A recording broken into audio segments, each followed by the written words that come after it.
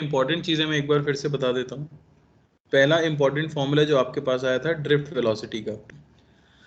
Drift velocity वो common velocity है जो हर इलेक्ट्रॉन के पास होती है in the direction opposite to electric field, जिससे कि वो एक साथ ड्रिफ्ट करते हैं यानी कि फिसलते हैं, और उसकी वजह से करंट बेसिकली हम कहते हैं कि प्रोड्यूस होता है। उसका फॉर्मूला आया था ई टाउ बाय एम, जहाँ ई है इलेक्ट्रिक फील्ड और टाउ है रिलैक्सेशन टाइम। रिलैक्सेशन टाइम यानी दो कॉन्जिक्यूटिव कोलिजन्स के बीच का टाइम। फिर एक और इंपॉर्टेंट रिलेशन आ गई थी करंट की।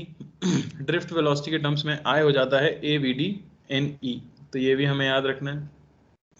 और फाइनली ओम्स लॉ डिराइव हो गया था जो कि सिंपली है potential across a conductor is directly proportional to the current flowing through it.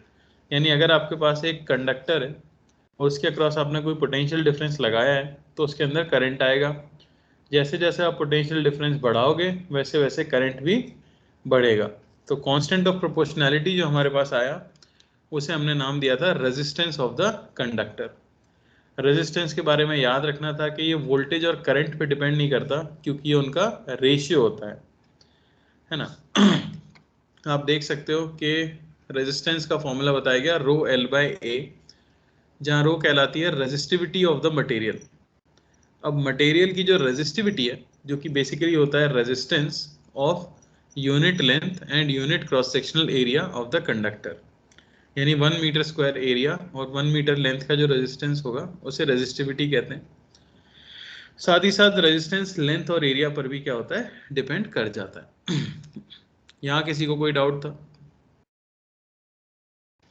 नहीं। नो। तो अब इसी को थोड़ा डिटेल में हमें पढ़ना होता है, जो कि है रेजिस्टेंस ऑफ कंडक्टर, कि कंडक्टर का रेजिस्टेंस हम कैसे लिखते हैं। तो ओम्स लॉ से हम एक चीज निकाल चुके हैं, हमें मिल गया था कि R ये सिंपली हो जाता है V बाय I।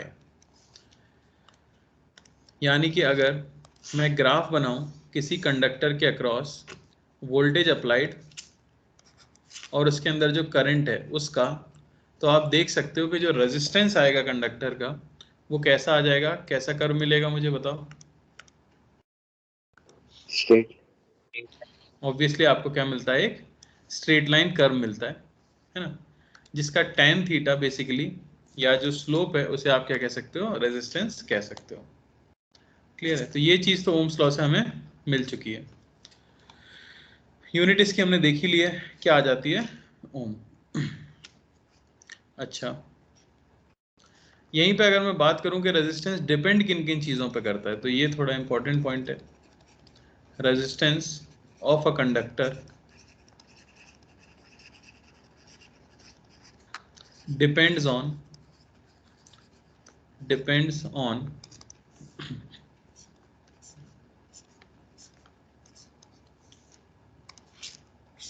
क्योंकि फॉर्मूला आपके सामने है, तो हम समझ भी सकते हैं कि सबसे पहली चीज़ तो रेजिस्टेंस जो हो जाता है किसी भी कंडक्टर का, वो डायरेक्टली प्रोपोर्शनल होता है लेंथ ऑफ द कंडक्टर के। यहाँ मैंने एक सिलेंड्रिकल कंडक्टर लिया है जिसकी लेंथ ली है L और एरिया ऑफ क्रॉस सेक्शन लिया है A। तो पहली चीज तो मैं कह सकता हूँ कि resistance is directly proportional to length. ये आपको याद रखना है, R is proportional to length. आप लेंथ को डबल करोगे रेजिस्टेंस डबल हो जाएगा। दूसरा, resistance is inversely proportional to area of cross section. यानी कि अगर मैं एरिया ऑफ क्रॉस सेक्शन को बढ़ाऊंगा तो रेजिस्टेंस आपका क्या हो जाएगा, कम। ये तो आप देख ही सकते हो, रो एल बाय ए से प्रोपोर्शनैलिटी लिख दी है बस मैंने। तीसरी चीज किस पे डिपेंड करता होगा, तो तीसरी चीज ये डिपेंड करता है नेचर ऑफ मटेरियल के ऊपर। नेचर ऑफ मटेरियल के ऊपर, जैसा कि हमने अभी बोला कि रेजिस्टेंस रेजिस्टिविटी पर भी डिपेंड करता है, रो एल बाय ए। तो हम सीधा सीधा ये कह सकते हैं कि जिस मटेरियल की रेजिस्टिविटी ज़्यादा होगी उसका रेजिस्टेंस भी ज़्यादा होगा। और ये हमेशा किसकी प्रॉपर्टी होती है, मटेरियल की। कुछ कंडक्टर्स का रेजिस्टिविटी ज़्यादा होती है, कुछ की कम होती है। और कोई फैक्टर आपको लग रहा है जिस पर रेजिस्टेंस को डिपेंड करना चाहिए? अच्छा, रेजिस्टेंस का मीनिंग सबको समझ आ रहा है? रेजिस्टेंस यानी रेजिस्ट करना। तो चार्ज यानी कि इलेक्ट्रॉन्स जब कंडक्टर में फ्लो करने की कोशिश करते हैं तो उनके फ्लो को जो अपोज करे यानी रेजिस्ट करे, उस एबिलिटी को रेजिस्टेंस कहा जाता है। तो क्या आप सोच सकते हो और किस चीज पे डिपेंड कर सकता है रेजिस्टेंस? टेम्परेचर। बिल्कुल सही, टेम्परेचर। कैसे? हमें पता है कि अगर आप टेम्परेचर इंक्रीज करोगे तो रिलैक्सेशन टाइम पे क्या फर्क पड़ेगा? कम हो जाएगा, डिक्रीज होगा। रिलैक्सेशन टाइम आपका डिक्रीज होगा।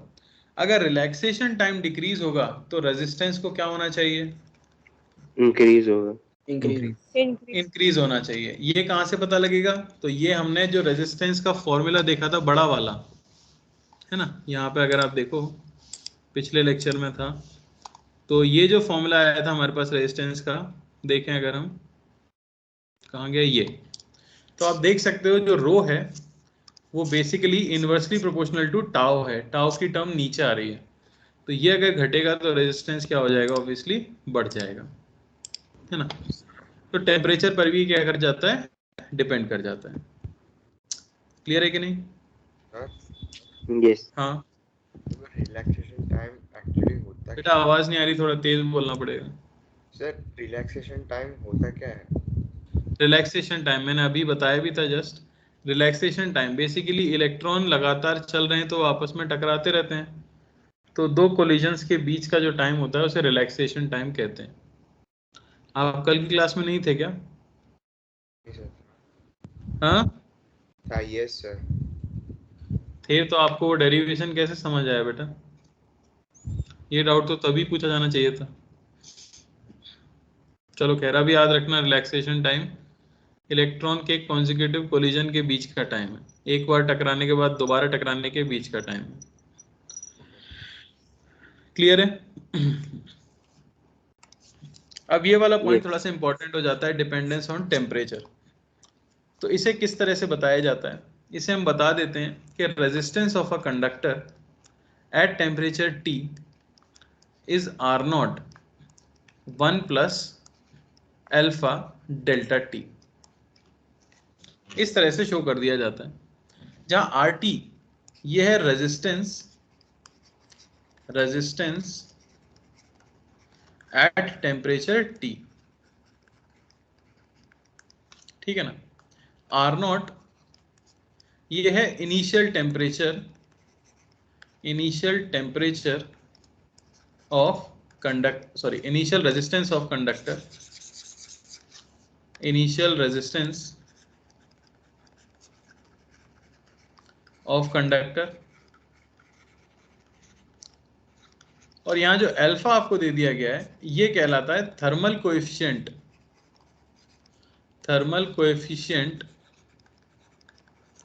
Of resistance. अब ये क्या है? ये ऑब्वियसली प्रॉपर्टी है किसकी? मटेरियल की। जैसे आपने जब वो पढ़ा था एक्सपेंशन वाला चैप्टर पढ़ा था, तो आपको पता चला था कि किसी भी रॉड की टेम्परेचर बढ़ाओ तो उसकी लेंथ बढ़ जाती है। उसमें भी एक अल्फा आया था, ऐसे ही कुछ सिमिलर फॉर्मूला आया था, पर वो अल्फा और ये अल्फा अलग है। वो था thermal coefficient of linear expansion, यानी वो ये बताता था कि टेम्परेचर बदलने से लेंथ किस तरह से बदलती है, वो भी मटेरियल की प्रॉपर्टी थी। सिमिलरली यहाँ ये कहलाता है थर्मल कोएफिशिएंट ऑफ रेजिस्टेंस, यानी कि टेम्परेचर बदलने से रेजिस्टेंस किस तरह से बदलता है, और ये भी किसकी प्रॉपर्टी होती है? मटेरियल की। डेल्टा टी ऑब्वियसली क्या है? Change in temperature. तो अगर आप टेम्परेचर बढ़ाओगे तो रेजिस्टेंस इंक्रीज होगा, ऑब्वियसली टेम्परेचर घटाओगे तो रेजिस्टेंस क्या हो जाएगा? डिक्रीज हो जाएगा। याद रहेगा? Yes sir. अच्छा, यहीं से मैं ये भी लिख सकता हूं कि rho at T is rho naught 1 plus alpha delta T, क्योंकि रेजिस्टेंस तो simply rho L by A होता है, और एल बाय ए को कांस्टेंट मान ले तो दोनों तरफ से एल बाय ए कट जाएगा, और सिर्फ रो की रिलेशन हमारे पास रह जाएगी। रो जहाँ पे क्या है? रेजिस्टिविटी, है ना। ऐसा कोई तो नहीं है क्लास में जो रो अभी तक डेंसिटी सोच रहा हो, यहाँ रेजिस्टिविटी की बात कर रहे हैं, ठीक है ना। इसमें दिक्कत नहीं होनी चाहिए। अब मान लो इफ अल्फा इज वेरिएबल, कोई आपको अल्फा वेरिएबल दे दे तो सिंपली आप क्या कर देते हो, आप निकाल सकते हो आर, ये हो जाता है R not 1 plus integration of alpha d t, ठीक है ना, T1 से लेके T2 तक। ऑब्वियसली अगर वेरिएबल है तो मुझे क्या करना पड़ेगा, इंटीग्रेट करना पड़ेगा। टेम्परेचर का फंक्शन अगर आपको अल्फा दिया हुआ है, alpha is a function of temperature.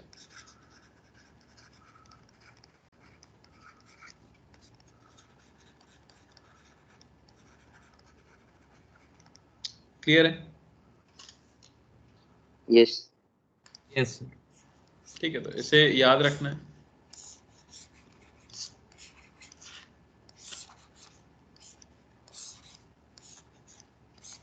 ठीक है, मैं इस पे एक आध क्वेश्चन दे देता हूं आपको।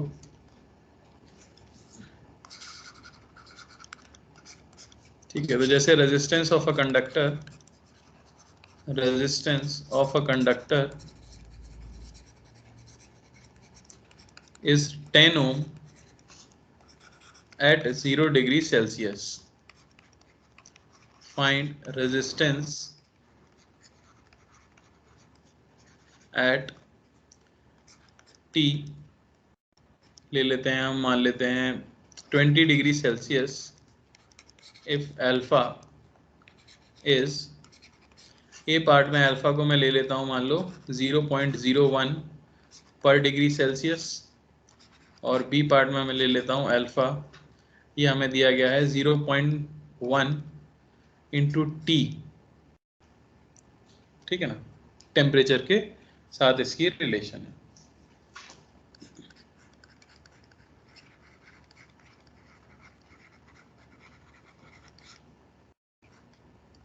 ट्राई करो सर थोड़ा नीचे करिए ना।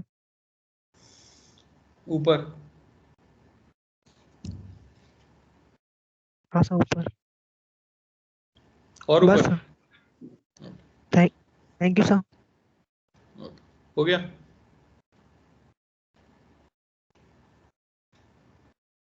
Yes sir. ओके,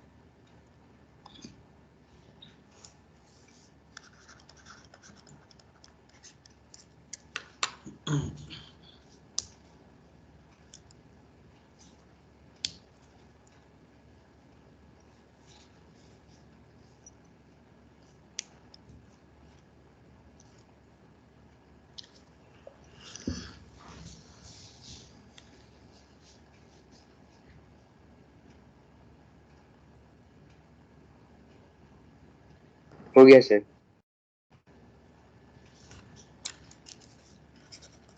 सबका हो जाना चाहिए। आर दिया है हमें R not 1 plus alpha delta T,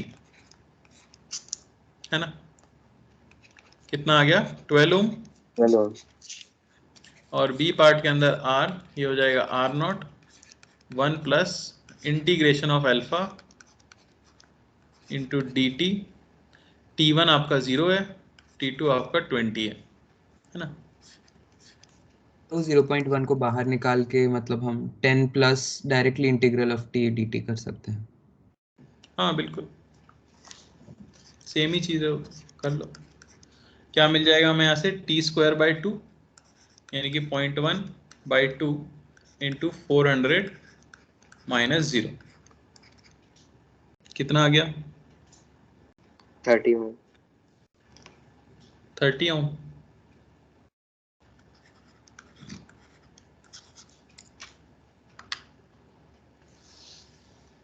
कोई दिक्कत नहीं होगी इसमें, शायद किसी को, प्योरली फॉर्मूला बेस्ड।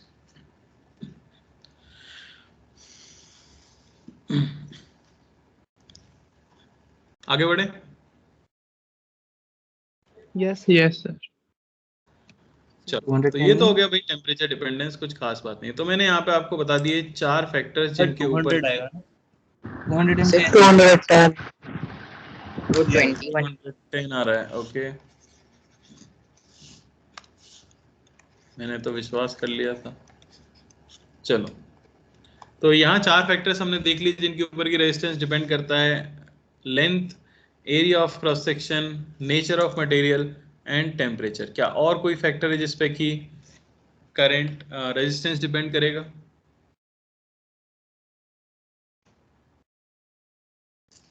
बोलिए, आपके मन में आ रहा हो, आपने कभी पढ़ा हो पहले।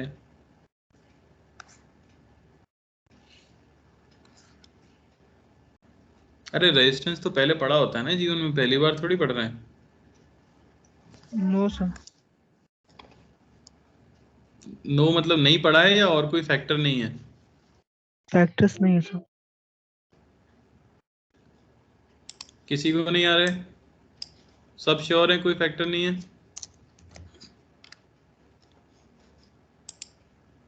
क्यों भाई, राजवर्धन क्लास में हो, भार्गवी, सुब्रनिल?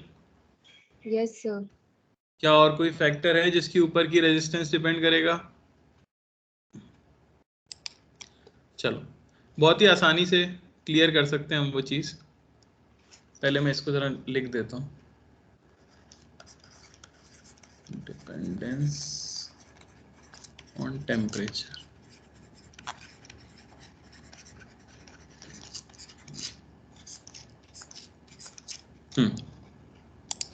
देखो,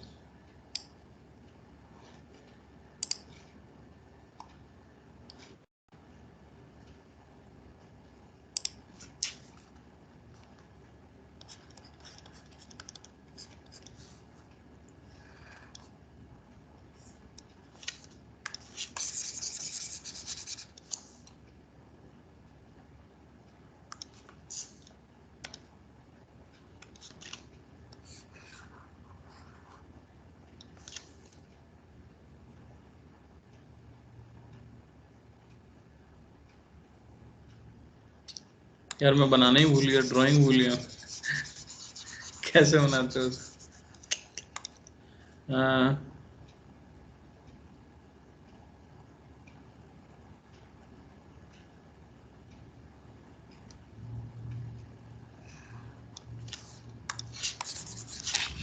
बड़ी विचित्र बात है ये तो।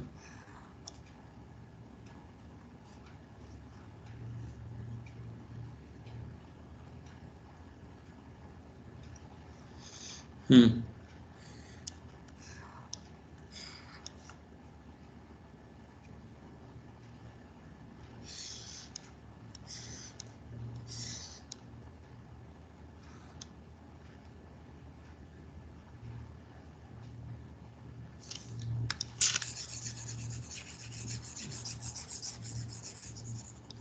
अरे कैसे बनाते, क्यूबॉइड कैसे बनाते थे?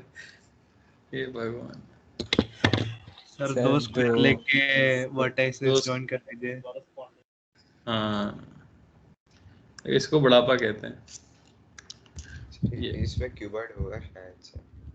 मुझे अभी भी समझ नहीं आ रहा। सर ये सर वो ओवरलैप करना पड़ेगा वर्टाइसेस थोड़ा जॉइन कर सा। लीजिए ना सर। अरे राम, एक सेकंड में। ये भगवान, पता नहीं किस बात से कंफ्यूज हो रहा हूँ।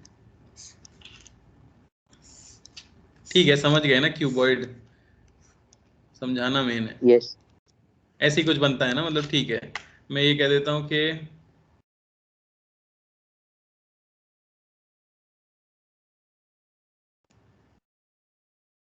हाँ, ये ए है मान लो, ये बी है।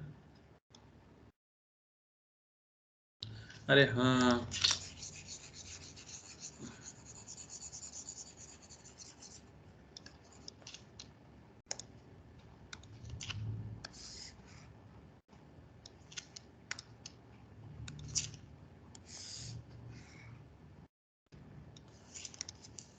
हद हो गई। ठीक है। यस। ये हो गया अपना क्यूबॉइड। और ये मान लो कि ए है, और ये लेंथ मान लेते हैं कि बी है, और ये लेंथ मान लेते हैं कि सी है। ओके, तो इसकी रेजिस्टिविटी आपको दे दी गई है। रेजिस्टिविटी मटेरियल की मैं बता देता हूँ, रो। और आपके लिए क्वेश्चन है कि बताइए इसका रेजिस्टेंस क्या है। तो ये एक Sir, कंडक्टर है current कौन? ऑब्वियसली, सर कैसे कनेक्टेड है ये? है कि नहीं? ये एक कंडक्टर है, तो कंडक्टर का रेजिस्टेंस हमने क्योंकि कह दिया है कि फिक्स होता है, तो फिर आपको बताना पड़ेगा कि रेजिस्टेंस कितना है। तो आपको पांचवा फैक्टर शायद मिल गया होगा, जो पॉइंट में यहाँ बताना चाह रहा था आपको वो शायद अब क्लियर हुआ होगा। बीच में हम क्यूबॉइड में कंफ्यूज हो गए। पर मैं अगर इसका रेजिस्टेंस बोलूं तो आप बता नहीं सकते। क्या लिखोगे? रो एल क्या लेंथ है? ए लेंथ है, बी लेंथ है या सी लेंथ है? नहीं पता हमें। तो तो वो करंट कहाँ से डिपेंड पास करता कर है रहा तो कहाँ से डायरेक्शन ऑफ करंट करंट के के ऊपर। तो ये पांचवा फैक्टर है। किसी भी कंडक्टर का रेजिस्टेंस निकालने के लिए सबसे पहले आपको ये पता होना चाहिए कि किस डायरेक्शन में करंट फ्लो कर रहा है। मान लो कि करंट आपका इस तरह से फ्लो करके अगर जा रहा होता, इसको मैं केस 1 अगर बोल देता हूं, तो इस केस के करस्पॉन्डिंग जो रेजिस्टेंस हमारे पास आता R1, इसकी वैल्यू होती रो, लेंथ हो जाती C और क्रॉस सेक्शनल एरिया हो जाता AB। समझ आया? जबकि करंट अगर इस तरह से आ रहा होता, ऊपर से आकर इस तरह से फ्लो करके जाए, अगर इसे मैं 2 सेकेंड टाइप बोल दूं, तो रेजिस्टेंस जो हमारे पास आता वो हो जाता रो। अब करंट ने कितनी लेंथ चली है? A by cross sectional area क्या है? BC। समझ आया? और सिमिलरली R3, अगर करंट इस तरह से अंदर जा रहा होता या बाहर आ रहा होता I, इसको मैं थर्ड केस अगर बोल देता हूं, तो R3 हो जाता रो B बाय AC। यानी कि एक ही क्यूबॉइड है, रेजिस्टिविटी फिक्स है, उसका शेप और साइज भी फिक्स है, फिर भी डायरेक्शन ऑफ करंट बदलने से उस क्यूबॉइड का जो रेजिस्टेंस मैं यूज करूंगा उसकी वैल्यू भी क्या हो जाएगी? बदल जाएगी। तो एक ही कंडक्टर के कई सारे रेजिस्टेंस हो सकते हैं डिपेंडिंग ऑन क्या लेंथ लेते हो आप और क्या एरिया ऑफ क्रॉस सेक्शन लेते हो। तो हमेशा याद रखना, लेंथ ऑफ कंडक्टर उस डायमेंशन को बोला जाता है जिसके अलोंग करंट फ्लो कर रहा है, और एरिया ऑफ क्रॉस सेक्शन हमेशा वो लेना चाहिए जो करंट की फ्लो की डायरेक्शन के परपेंडिकुलर है। बात क्लियर हुई? यस। तो resistance of a conductor in 5 factors के ऊपर डिपेंड करेगा: length, area, nature of material, temperature and direction of current. Sir हाँ, सर थर्ड वाला पॉइंट कहाँ कैसे लिया समझ नहीं आया मुझे। कौन सा थर्ड वाला सर? सर इसमें डायग्राम में स्क्रीन के अंदर घुसता हुआ, मतलब अंदर उसके कीबोर्ड के। क्यूबॉइड के अंदर मतलब ऐसे इनटू द प्लेन जाता होगा। अच्छा ओके सर। क्लियर है? चलो अब कुछ बचपन वाले सवाल कर लेते हैं। जैसे क्वेश्चन है, if length of a wire of resistance 20 ohm is tripled by stretching it,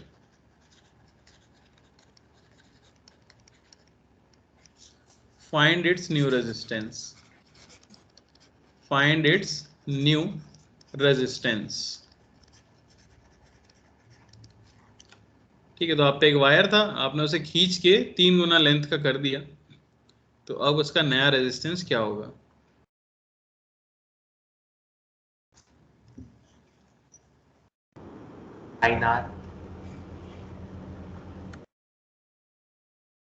okay, 180 sir 180 180 क्या सबका ये आ रहा है?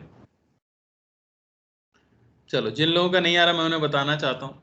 कोई भी वायर अगर आपके पास है तो उसका कुछ एरिया ऑफ क्रॉस सेक्शन होगा और उसकी कुछ लेंथ होगी। तो जो वॉल्यूम है आपके वायर की, जो होता है एरिया इनटू लेंथ, ये चीज कांस्टेंट रहने वाली है, वॉल्यूम नहीं बदल सकती। अब आपने क्या कर दिया है? लेंथ को 3 गुना कर दिया है। तो मान लेते हैं कि ए डैश है नया क्रॉस सेक्शनल एरिया और एल डैश ये है नई लेंथ, है ना?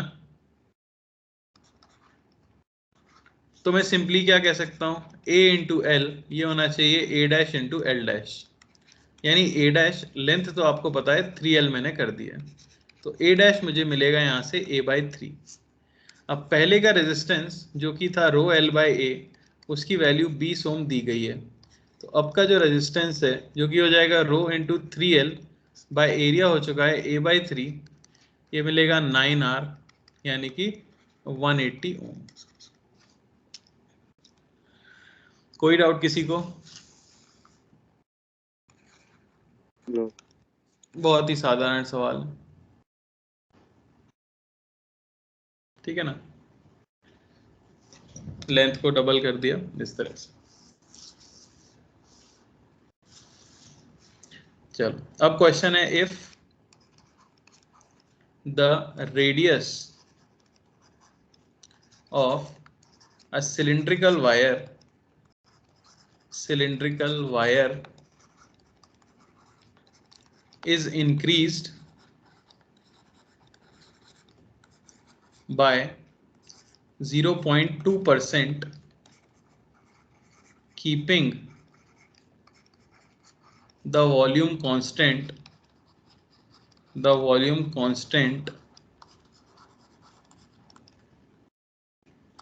find the percentage change in resistance। ये मेंस के सवाल हैं इस तरह के।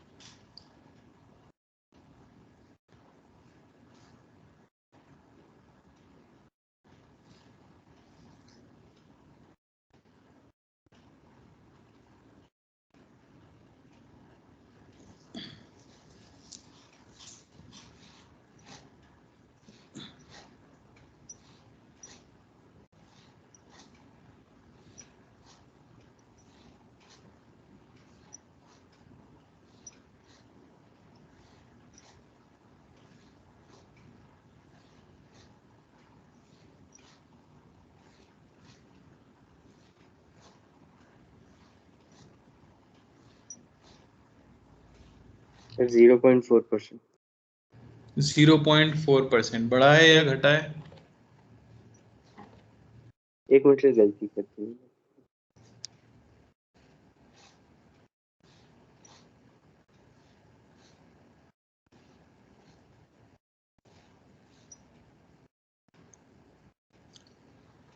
सर 0.8% है। 0.8% इंक्रीज डिक्रीज हो गया सर, एरिया बढ़ गया। Decrease, okay.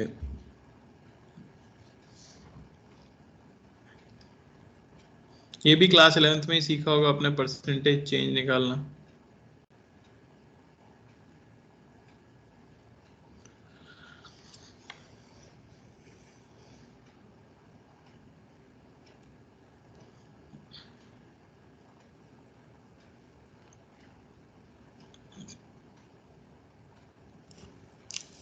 तो देखो रेजिस्टेंस ये होता है रो L बाय A। सर हाँ 0.7 डिक्रीज, सबका अलग अलग क्यों आ रहा है? 40% डिक्रीज अप्रॉक्सीमेट। 40? Yes sir. तो अभी तक 4 आंसर आ गए हैं, 0.4, 0.7, 0.8 और 40। किसी का कुछ और?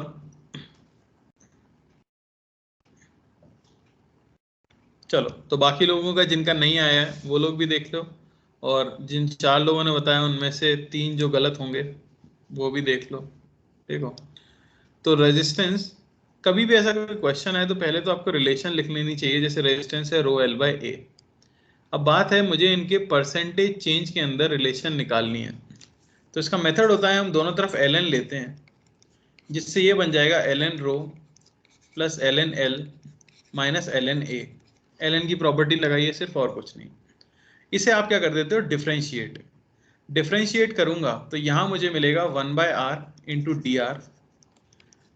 रो आपका कांस्टेंट है तो डिफरेंशिएशन 0 हो गया, plus dl by L minus D A by A. यानी आपको रेजिस्टेंस, ये क्या लिखा है, change in resistance upon original resistance, तो यही तो आपका फ्रैक्शन है जिसको 100 से मल्टीप्लाई करने पे परसेंटेज चेंज आएगा। तो ये होना चाहिए dl by L minus D A by A, है कि नहीं।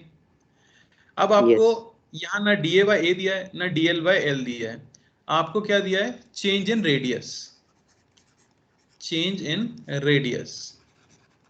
तो मुझे पता है कि dr बाई आर इसकी वैल्यू 0.2% है, तो एरिया से रेडियस की रिलेशन हो जाती है पाई आर स्क्वायर। इसमें भी अगर ln ले तो ln a मिलेगा ln pi plus 2 ln r, differentiate करोगे तो dA by A is equal to pi का differentiation 0 plus 2 dr by R.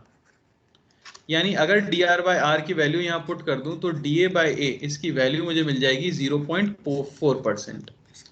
यानी रेडियस को 0.2% बढ़ाने से एरिया 0.4% से बढ़ जाता है। अच्छा, अभी भी मुझे dl बाई एल नहीं पता है, तो मुझे l और a में एक रिलेशन चाहिए। तो मुझे पता है वॉल्यूम ये हो जाती है लेंथ इनटू एरिया। फिर से मैं अगर ln ले लूं तो ln v ये मुझे मिल जाएगा क्या, ln l plus ln a। Differentiate कर दें तो dv by V is equal to dl by L plus da by A. और ये होना चाहिए 0, क्योंकि वॉल्यूम तो क्या रहती है हमेशा, कांस्टेंट, तो कांस्टेंट का डिफरेंशिएशन क्या होता है, 0। समझ आया। यहां से आपको रिलेशन मिल जाती है dl by L is equal to minus da by A. इन सभी वैल्यूज को उठाकर इसके अंदर अगर रख दें तो dr बाई आर इसकी वैल्यू मिल जाएगी, dl बाई एल हो जाएगा माइनस 0.4% माइनस dA बाई ए ये है माइनस, ये है प्लस 4%, तो dr बाई आर इसकी वैल्यू आपको मिलती है माइनस 0.8%। यानी कि रेडियस को 0.2% बढ़ाने से रेजिस्टेंस 0.8% से डिक्रीज हो जाता है। अरे समझ आया क्या? इस तरह के क्वेश्चन सिर्फ इसी चैप्टर में नहीं, हर चैप्टर में बनते हैं, जिसमें एक का परसेंटेज चेंज दिया होता है और दूसरे का परसेंटेज चेंज आपसे पूछा जाता है। ऐसे समय में ln लेके डिफरेंशिएट करके बेस्ट तरीके से रिलेशन निकाली जा सकती है। कोई समस्या किसी को? क्लास 11th में सिखाया जाता है, ये मेजरमेंट एरर नाम के चैप्टर है।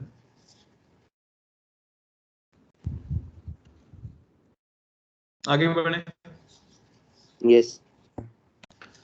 चलो, तो ये आपका सिंपली क्या हो गए, जो नॉर्मल क्वेश्चंस आ जाते हैं इस तरह के। अब कई तरह के क्वेश्चन होते हैं, कोई बोलेगा एक स्फीयर को मेल्ट करके एक वायर बनाया है तो बताओ उसका रेजिस्टेंस क्या होगा। तो आप क्या करोगे, स्फीयर की वॉल्यूम वायर की वॉल्यूम में बदलेगी, उसके डायमेंशन पता कर लोगे और रो एल बाई ए से रेजिस्टेंस कैलकुलेट कर लोगे। तो ऐसे मीन्स वाले क्वेश्चन आपको कई जगह मिल सकते हैं, डीसी पांडे के ऑब्जेक्टिव में मिल जाएंगे कई सारे, है ना, या एचसीवी की शुरुआत में भी मिल जाएंगे, मॉड्यूल के अंदर भी मिल जाएंगे, तो उन्हें प्रैक्टिस कर लेना। थोड़ा स्क्रॉल अप कर। क्या हुआ?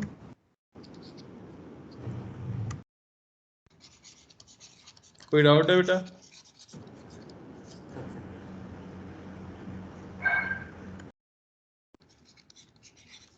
चलो, अगला टॉपिक हमारा है कॉम्बिनेशन ऑफ रजिस्टर्स, यानी कि एक से अधिक रजिस्टर अगर किसी सर्किट में दिए हुए हैं तो उनका इक्विवेलेंट कैसे कैलकुलेट करते हैं, है ना। तो ये उसी तरह से जैसे हमने कैपेसिटर के लिए किया था। पहला आ जाता है इसके अंदर सीरीज कॉम्बिनेशन।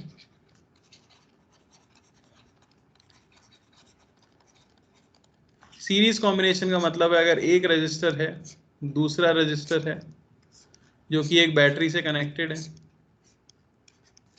ये R1 ये R2, और ये मिलके कोई करंट I विड्रॉ करते हैं, तो कितना इक्विवेलेंट कैपेसिटेंस लगाया जाए ताकि अभी भी बैटरी से I करंट ही विड्रॉ हो। तो अब क्योंकि वोल्टेज लॉ आप जानते हो, यहाँ 0 मानो तो यहाँ 0, यहाँ V आया यहाँ V आया, ओम्स लॉ से हम जानते हैं R के अक्रॉस पोटेंशियल डिफरेंस V आ गया है, तो I की वैल्यू सिंपली क्या है, V बाय R इक्विवेलेंट। अच्छा यहाँ क्या होगा, यहाँ आप जानते हो दोनों के अंदर करंट जाने वाला है। मैं मान लेता हूँ इसके अक्रॉस पोटेंशियल डिफरेंस आता है V1 और इसके अक्रॉस पोटेंशियल डिफरेंस आता है V2। यहाँ 0 माना है, यहाँ 0 है, यहाँ V और यहाँ V। तो आप देख सकते हो यहाँ से चल के अगर हम देखें तो यहाँ V है, यहाँ 0 है, यानी V वोल्टेज इन दोनों में डिवाइड हुआ है। तो सिंपली आप V को बोल सकते हो V1 plus V2। V is equal to IR होता है, तो मैं V को कह सकता हूँ V1 हो जाएगा I into R1 plus V2 हो जाएगा I इंटू R2 और V को मैं कह सकता हूँ I इंटू R इक्वलेंट। तो R इक्वलेंट की वैल्यू जो मिलती है वो मिल जाती है R1 प्लस R2। यानी जो रिजल्ट हमें पैरेलल कैपेसिटर के लिए मिलता है वैसा रिजल्ट सीरीज रेजिस्टर के लिए आता है। समझ आई बात? सीरीज कैसे पता लगेगा, तो याद रखना क्या स्पेशल बात है। स्पेशल बात यह है कि current in all resistors in series is same. जैसे कैपेसिटर में सीरीज वाले कैपेसिटर के ऊपर चार्ज सेम आता था, वैसे ही सीरीज कॉम्बिनेशन ऑफ रेजिस्टर में हर रेजिस्टर के अंदर करंट क्या आता है, सेम आता है। यहां से आप एक चीज और भी देख सकते हो, क्योंकि हमने लिखा V1 यह है I इंटू R1, V2 यह है I इंटू R2, तो मैं V1 बाय V2 को सिंपली R1 बाय R2 भी लिख सकता हूं। यानी कि वोल्टेज जो डिवाइड होता है वो रेजिस्टेंस के डायरेक्ट रेशियो में डिवाइड होता है। ज्यादा वोल्टेज के अक्रॉस ज्यादा रेजिस्टेंस, कम वोल्टेज कम रेजिस्टेंस के अक्रॉस कम वोल्टेज। उल्टा बोल दिया मैंने, ज्यादा रेजिस्टेंस तो ज्यादा वोल्टेज, कम रेजिस्टेंस तो कम वोल्टेज। तो वोल्टेज इज डिवाइडेड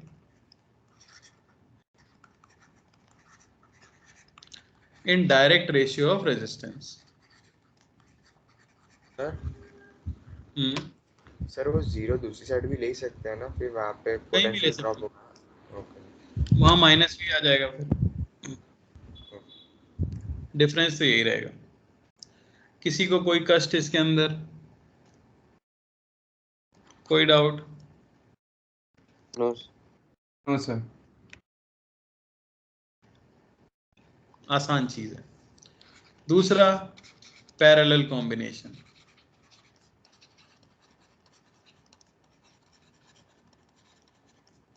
है ना। पैरेलल कॉम्बिनेशन किसे बोल दिया जाता है, तो बेसिकली ऐसा कॉम्बिनेशन, जैसे कि मैं यहां ड्रॉ कर रहा हूं, मान लो दो रेजिस्टर्स हैं हमारे पास और ये बैटरी है V, ये हो गया R1, ये हो गया R2। ये मिलके अगर बैटरी से I करंट निकलवा रहे हैं तो इक्विवेलेंट बनाने का मतलब एक रेजिस्टेंस में अप्लाई करूं इक्विवेलेंट, ताकि अब भी बैटरी से करंट कितना निकले, I निकले। तो यहाँ तो वही रिलेशन आ जाएगी I इंटू R इक्विवेलेंट, क्योंकि यहाँ 0 माना 0 V। यहाँ 0 माना जाए तो यहाँ 0 आएगा, यहाँ V।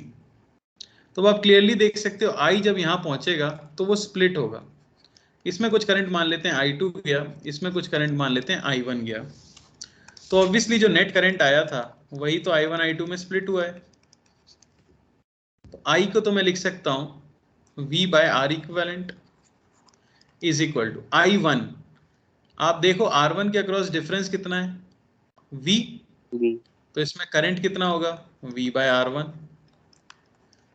I2 V bye R2।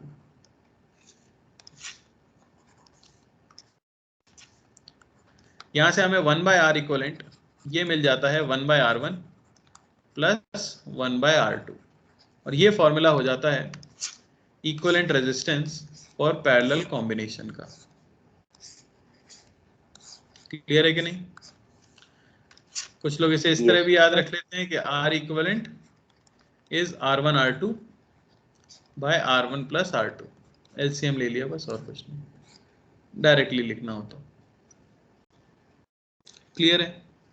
तो पैरेलल कॉम्बिनेशन किससे बोला जाएगा? आप अगर देखो तो R1 और R2 में क्या कॉमन है, तो basically voltage across resistors, voltage across resistors in parallel is same. तो कभी भी सर्किट आप बना रहे हो और रेजिस्टर्स के अक्रॉस वोल्टेज अगर सेम आ जाए तो समझ जाना कि वो पैरेलल के अंदर है।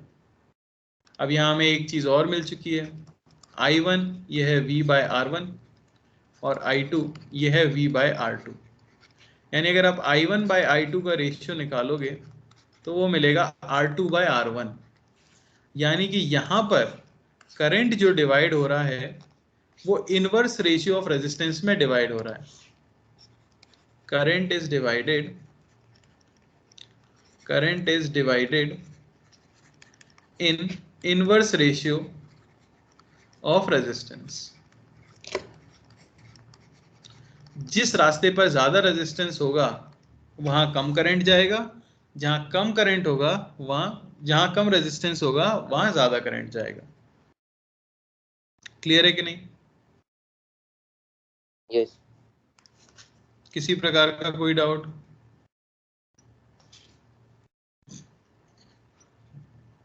नहीं है? बढ़िया, चलो क्वेश्चन कर लेते हैं एक आध।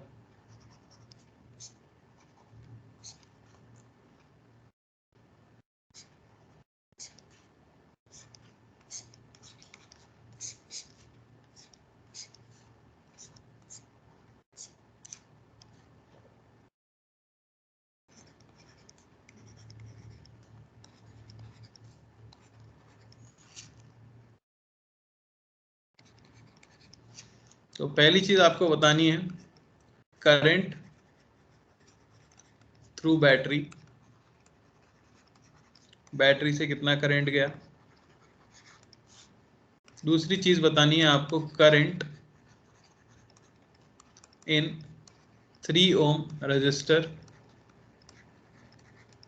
और तीसरी चीज बतानी है, वोल्टेज अक्रॉस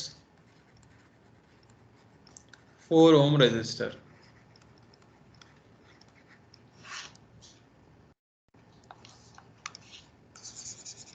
ध्यान से करना।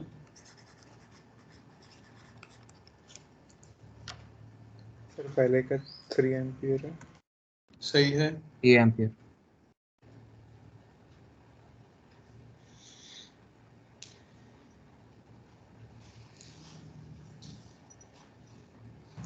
सर सेकंड का 3 एम्पियर और सेकंड का भी 3 एम्पियर। नहीं सर, सेकंड का 2 एम्पियर। 2 एम्पियर। हाँ सर 2 सही एम्पियर। है।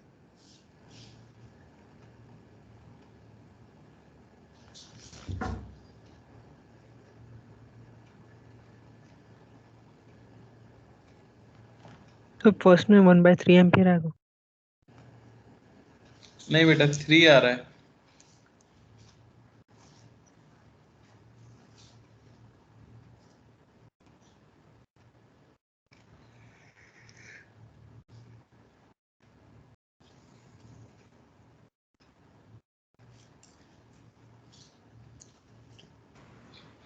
सर थर्ड का थर्ड का 1 एम्पियर है। 1 एम्पियर में नहीं आएगा, वोल्ट। 1 volt sorry. 1 वोल्ट नहीं, 4 वोल्ट। 4 volt sorry. सही है। चलो ये तो मैंने पहला क्वेश्चन दिया ताकि जिनको आता है वो तो कर लें और जिनको नहीं आता वो सीख लें। तो सीखना शुरू करो भाई, जिनको नहीं आता है। जिनका आ गया बहुत बढ़िया बात है। सबसे पहले एक बच्चे ने मुझसे ये भी कहा था कि उसे कैपेसिटर में सीरीज पैरेलल पहचानने में दिक्कत होती है। तो अगर आप भी उनमें से एक छात्र हैं जिन्हें सीरीज पैरेलल पहचानने में समस्या होती है तो समझो इस बात को। सीरीज पैरेलल जानना बहुत ही आसान है अगर सिंपल सर्किट है तो। आपको सबसे पहले भले कैपेसिटर हो या करंट हो, किसी भी चैप्टर में बैटरी से एक करंट फ्लो करा देना चाहिए। तो बस डायरेक्शन ड्रॉ करनी है। मैं बैटरी से ऐसे करंट लेके जाता हूं। जैसे ही आप इस जंक्शन पे पहुंचे, क्या करंट डिवाइड होगा? हाँ, तो करंट को डिवाइड कर दो।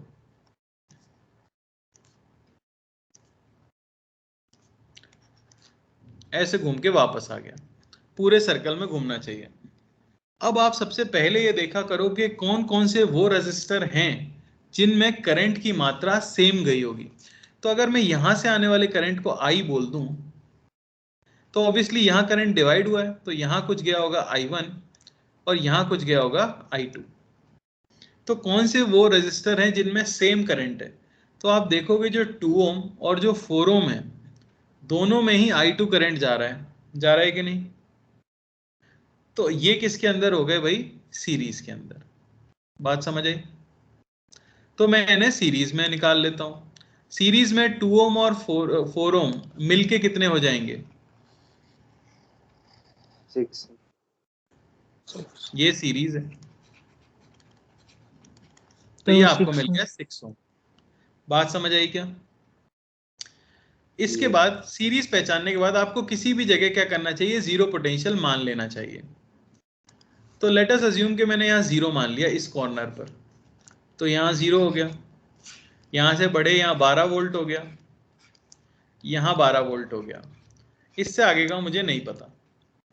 अब आप ध्यान से देखो, यहां जो नीचे टोटल आ रहा है 6 ओम और ये 3 ओम, इनके दोनों एंड्स सेम पॉइंट पे कनेक्टेड है कि नहीं है? Yes. 3 ओम का लेफ्ट एंड और इस 6 ओम का लेफ्ट एंड सेम पॉइंट पे है, 3 ओम का राइट एंड और 6 ओम का राइट एंड ये भी सेम पॉइंट पर है। तो क्योंकि दोनों का लेफ्ट एंड सेम है और राइट एंड सेम है, तो दोनों के अक्रॉस पोटेंशियल डिफरेंस भी सेम है, यानी ये दोनों किसके अंदर हो गए भाई? पैरेलल के अंदर। बात समझ आई क्या? तो इन दोनों को हम मान लेते हैं किसमें? पैरेलल में। तो 3 ओम और 6 ओम पैरेलल के अंदर है, तो इनका आर इक्विवेलेंट अगर मैं निकाल देता हूं पैरेलल से, तो मैं सिंपली कह सकता हूं आर इक्विवेलेंट ये हो जाना चाहिए R1 R2 by R1 plus R2, यानी 3 इंटू 6 बाय 3 प्लस 6 यानी कि 2 ओम। तो इनका इक्विवेलेंट आ गया क्या? 2 ओम। इतना करने के बाद जो सर्किट आपके पास बचेगा, ये इस पूरे बड़े सी चीज को आपने 2 ओम में कन्वर्ट कर दिया है, ये भी 2 ओम है। अब आप लॉजिकली फिर से देख सकते हो कि जो भी करंट यहां से आई निकला है दोनों के अंदर वही करंट जाएगा, तो ये ऑब्वियसली किस में आ गए? सीरीज के अंदर। तो आर इक्विवेलेंट फाइनली मैं कह सकता हूं 2 ओम प्लस 2 ओम यानी कि 4 ओम। तो टोटल सर्किट के अक्रॉस रेजिस्टेंस यानी बैटरी के अक्रॉस जो टोटल रेजिस्टेंस है वो आपका 4 ओम है। यहाँ जीरो माना था, यहाँ जीरो माना था, यहाँ 12 वोल्ट था, यहाँ भी 12 वोल्ट है, तो टोटल 4 ओम के अक्रॉस 12 वोल्ट का पोटेंशियल डिफरेंस है। तो I की वैल्यू ये हो गई V बाय आर इक्विवेलेंट, यानी कि 12/4 यानी कि 3 एम्पियर करंट हमारी बैटरी से निकला होगा। कोई समस्या? No. इसी तरह से देखना होता है। ये तो मैंने आपको एकदम वैसे सिखाया है जैसे जिंदगी में किसी ने सीरीज पैरेलल सुना ही ना हो। जब आप प्रैक्टिस कर लेते हो तो ये सब तो हलवा है, कोई इतना डिटेल में करता नहीं है, बहुत ही सिंपल सर्किट था। दूसरी चीज पूछी गई है करंट इन 3 ओम रेजिस्टर। तो मैं देख सकता हूं 3 ओम और 6 ओम पैरेलल में थे और यहां से जो आई करंट आया वो I1 और I2 में स्प्लिट हुआ। तो इस तरह की कुछ सिचुएशन थी। ये नीचे का टोटल तो 6 ओम, ये 3 ओम और यहां से 3 एम्पियर आ रहा है। अब उसको बंटना है तो मैं कह देता हूं यहां जाता है I1 और यहां जाता है I2। तो हम जानते हैं पैरेलल के अंदर I1 बाय I2 ये होता है R2 बाय R1, यानी 6/3 यानी 2/1। तो ये रेशियो होना चाहिए। हमें I1 निकालना है तो I1 हो जाएगा 2/2 + 1 इंटू आने वाला टोटल करंट 3 एम्पियर, यानी कि कितना मिल जाएगा आपको? 2 एम्पियर। 2 एम्पियर का करंट जा रहा होगा 3 ओम के रेजिस्टर से। बात समझ आई कि नहीं? तो ऑब्वियसली I2 कितना हो जाएगा? I2 हो जाएगा आपका 1 एम्पियर, क्योंकि टोटल तो 3 ही एम्पियर है। या I2 को ऐसे भी लिख सकते थे, रेशियो एंड प्रोपोर्शन सीखा होगा ना बचपन में, 1/1 + 2 इंटू 3 यानी कि 1 एम्पियर। क्लियर हुई क्या बात? फाइनली तीसरी Yes. चीज पूछी गई है वोल्टेज अक्रॉस 4 ओम रजिस्टर। अरे मेरे भाई 4 ओम है कहाँ? 4 ओम यही है 6 ओम के अंदर। तो आप ये निकाल Yes. चुके हो कि ये 2 ओम, ये 4 ओम और इस तरह से कुछ 3 ओम था हमारा, 2 ओम और ये 4 ओम, और हम ये निकाल चुके हैं कि इस ब्रांच में जो करंट जा रहा है उसकी वैल्यू है 1 एम्पियर। तो अब इसके अक्रॉस पोटेंशियल डिफरेंस चाहिए, तो V इज इक्वल टू क्या होता है, IR। इस रजिस्टर में करंट कितना है 1, इसका रेजिस्टेंस कितना है 4, यानी कि 4 वोल्ट आपका आंसर है। हर रजिस्टर के across V is equal to IR valid होता है, टोटल में भी V is equal to I into R equivalent valid होता है। कोई समस्या? सर एक बार No. क्वेश्चन नहीं सर। क्वेश्चन देख लो भाई।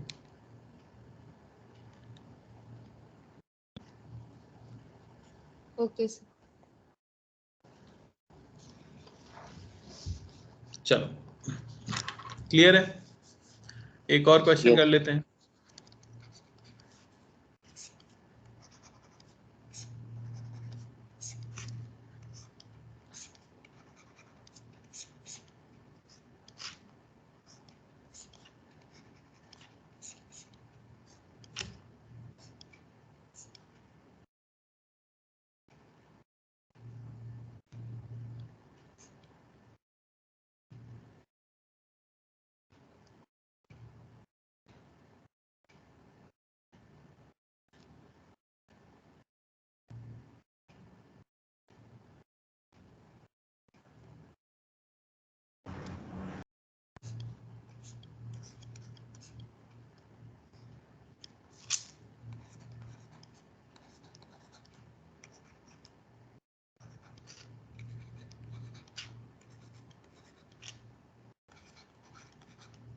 ठीक है, तो पहला पार्ट आपको बताना है करंट थ्रू बैटरी।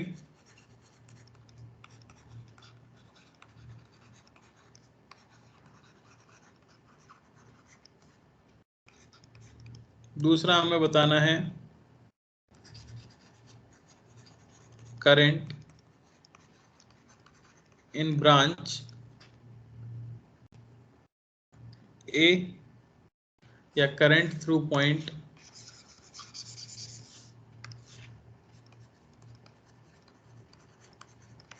पी, और तीसरा हमें बताना है वोल्टेज अक्रॉस, फर्स्ट में 20 आएगा sir. Voltage across 2 ohm resistor. ठीक है, पॉइंट पी जो है वो आपका ये पॉइंट है, ट्राई करो। फर्स्ट का 20, 60/16। Yes, sir. 20 first, okay sir देखते फर्स्ट का हैं। 60/16 सर आएगा। 60/16 60/16 ओके, सब अपना अपना करो।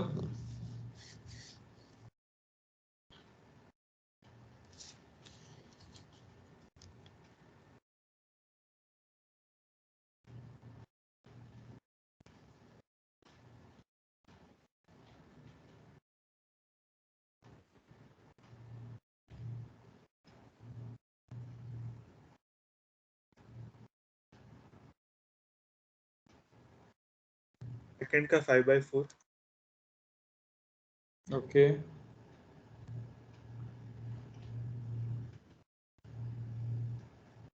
और थर्ड का 5/8। ओके बढ़िया।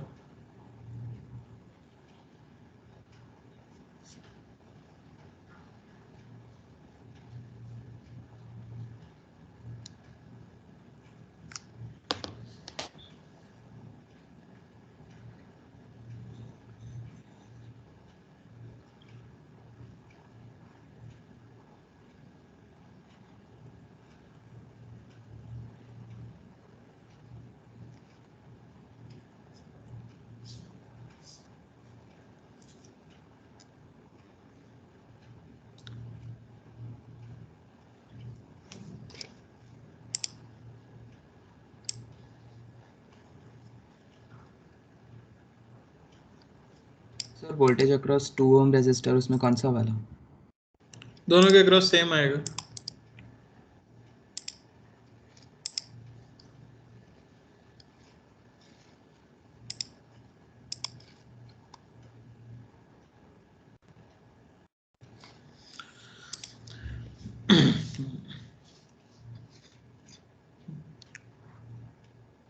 चलो अहाद तुम्हारा हुआ है क्या सॉल्व?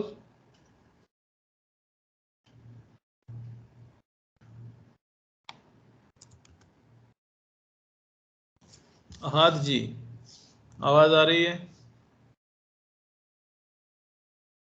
यस सर कर रहा हूँ। कर रहे हो? चलो साथ में करते हैं, अकेले करते करते बोर हो जाओगे। सबसे पहला स्टेप क्या करूं मैं, बताओ मुझे। सर वो सीरीज वाले कर दो, ऊपर वाले ये सब सीरीज सीरीज। वाले दोनों मिटा दूं, ये हाँ कह रहे हो? और उनकी जगह एक बना दूं? हाँ उनको कॉमन कर कितने दो। का? 4। 4 ओम का। बढ़िया। और आगे? ऊपर वाले 2 2 4 का 2। 2 2 4 का 2 हो जाएगा। ओके, तो आपने यहां से सर्किट ले गए यहां,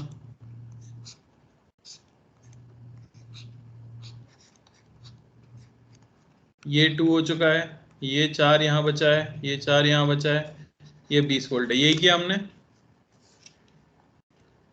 आगे भाई? यस 4/3 हो जाएगा 2 और 4 का। 2 और 4 मिलके ये हो गया 4/3 ओम। एक 4 यहाँ बचा है, एक बैटरी यहाँ बची है, ये अब ये सीरीज बन गया। बहुत बढ़िया। तो अब देखो, भारी गलतियां जो लोग करते हैं वो ये सोचते हैं कि ये चारों पैरेलल में हैं और वहीं कचरा हो जाता है। नहीं भाई, ये चारों पैरेलल में नहीं है। मुझे कैसे पता लगा? मैंने आपको टेक्निक भी बताई थी। यहाँ 0 लिखो, यहाँ 0 लिखो, यहाँ 0 लिखो, यहाँ 0 लिखो। यहाँ अगर आप लिखते हो जैसे कि ए पॉइंट मान लो, यहाँ ए पॉइंट, यहाँ भी ए पॉइंट, यहाँ भी ए पॉइंट, इस 4 के अक्रॉस 2 पॉइंट्स का नाम है 0 और ए।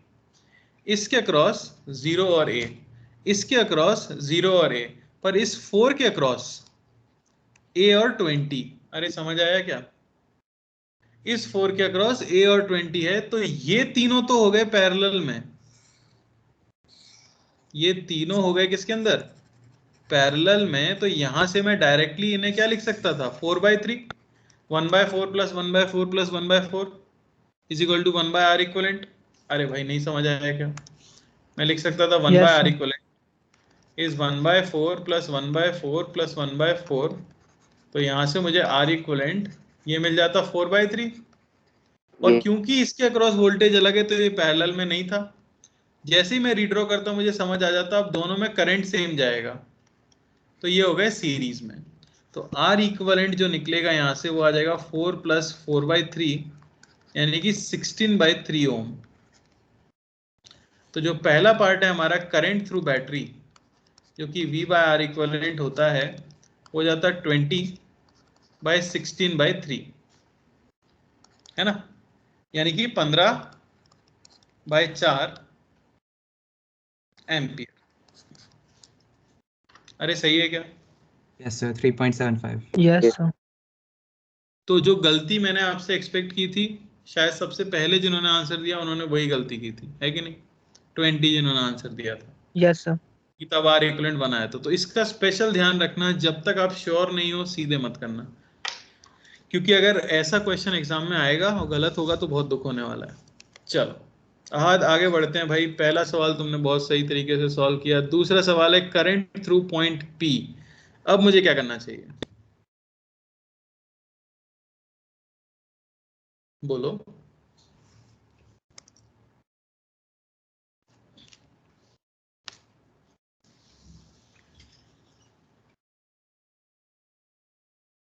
क्या हो गया भाई?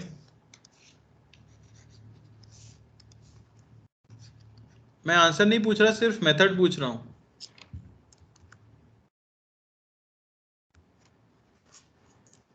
अरे सबसे बोलो। पहले पूरा सबसे पहले आई करंट को यहां से फ्लो कराते हैं, एम्पियर वाला।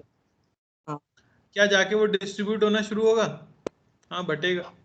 इसमें हाँ जाएगा कुछ I1 मान लो, इसमें जाएगा कुछ I2 मान लो, इसमें जाएगा कुछ I3। इसी तरह से लिखेंगे हम। तो अब I1 is to I2 is to I3, ये क्या होना चाहिए? आपको पता है इनवर्स रेशियो ऑफ रेजिस्टेंस में जाता है कि नहीं? तो I1 जिसमें जा रहा है उसका इनवर्स रेजिस्टेंस हो जाएगा 1/4, I2 जिसमें जा रहा है उसका हो जाएगा 1/4, I3 जिसमें जा रहा है उसका 1/4। अरे सही है कि नहीं? अरे नहीं समझ आया? Yes. Yes sir. अगर Yes, अलग sir. अलग होते तो अलग अलग लिखते हैं, यहाँ 3 या 4 5 होते तो 3 4 5 लिखते हैं। इस रेशियो को सिंप्लीफाई कर सकता हूँ, सिंप्लीफाई करूंगा तो क्या है, 1:1:1 का ही रेशियो है कि नहीं है? तो Yes. अब आप सिंपली I2 निकालना चाहते हो तो I2 को क्या लिख दोगे, 1/1 + 1 + 1 इंटू आने वाला टोटल करंट 15/4, जो कि आपको वैल्यू कितनी मिल जाएगी, 5/4 एम्पियर। सर यानी पॉइंट P से जो करंट जाएगा वो 5/4 एम्पियर होगा। कोई डाउट किसी को? सर हाँ। सर इसमें ऐसा नहीं कर सकते कि जब करंट बैटरी में से निकलेगा तो पहले 4 ओम एम्पियर 4 ओम रजिस्टर पे जाएगा, तो 4 ओम रजिस्टर वो 15 वोल्ट वोल्टेज खा जाएगा, हाँ सर, ऐसे खा कर जाएगा सकते हैं। बिल्कुल। और बाकी का जो 5 वोल्ट वोल्टेज बचा वो पैरेलल में डिस्ट्रीब्यूट हो जाएगा। बिल्कुल, और आपने यहाँ का ए पॉइंट का पोटेंशियल निकाल लिया और हाँ, आपने V/R लगा दिया, बिल्कुल कोई दिक्कत नहीं है। समझ आया? एकदम सही है। वो हमने करंट पहले निकाल लिया था तो वो अप्रोच भी सही है। अगर करंट नहीं निकाला होता, डायरेक्ट पोटेंशियल पूछा होता तो इस तरह से भी निकाल सकते, ठीक है, डायरेक्ट निकालना है तो। तीसरा, पोटेंशियल अगर हमें निकालना है तो अब आप देखो, सबसे ऊपर वाला जो रेजिस्टेंस थे 2 ओम और 2 ओम, उनमें करंट कितना जाएगा, हाथ बता सकते हो?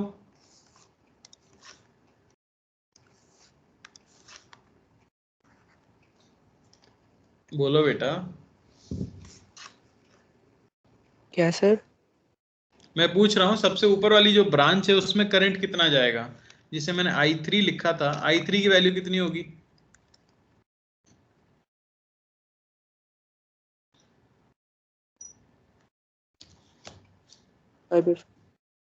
हम्म 5/4।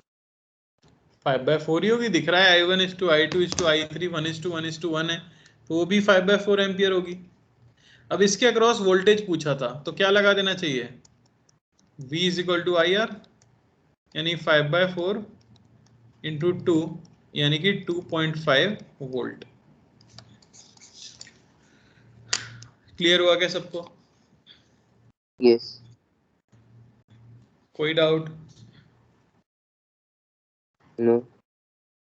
तो इस तरह से करंट का डिस्ट्रीब्यूशन और वोल्टेज का डिस्ट्रीब्यूशन हो जाता है सीरीज और पैरेलल सर्किट में। सिंपल सर्किट अगर दिए हो तो इस तरह से हम कर सकते हैं। आगे बढ़े थोड़ा, Yes. या इस टाइप का एक क्वेश्चन और करना चाहते हो, बताओ। हाँ सर, एक और। एक और यस। देखो, अगर लगता है ना एक और की जरूरत है तो बोल दिया करो, ठीक है? आप खुद के मुनाफे के लिए बैठे हो, अपना फायदा देखो सिर्फ, ठीक है? तो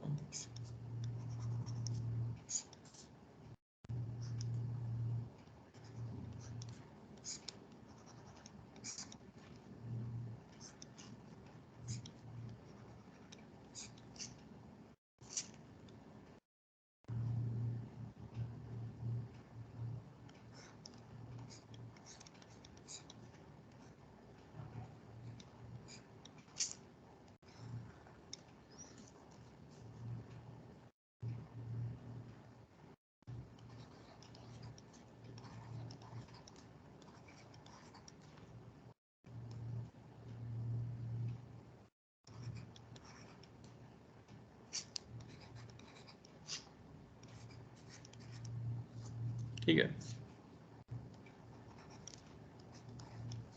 तो पहली चीज मैं ले लेता हूं current through battery.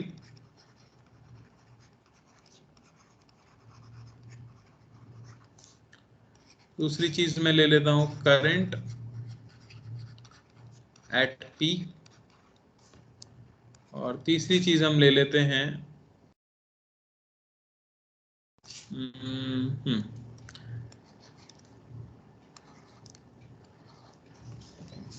voltage at point S assuming zero potential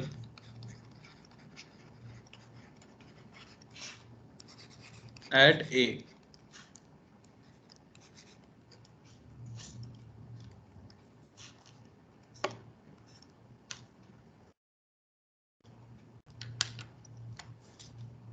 first का फोर्थ फर्स्ट का 4 बिल्कुल सही है।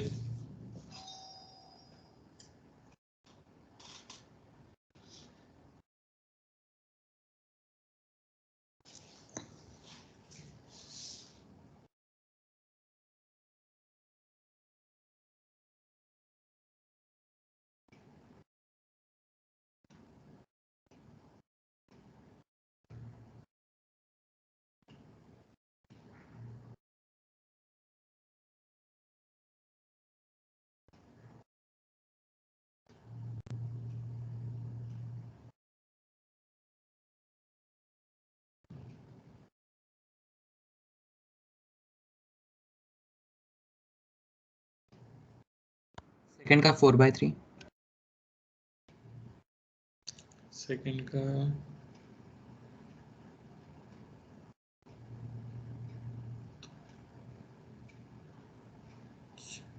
ओके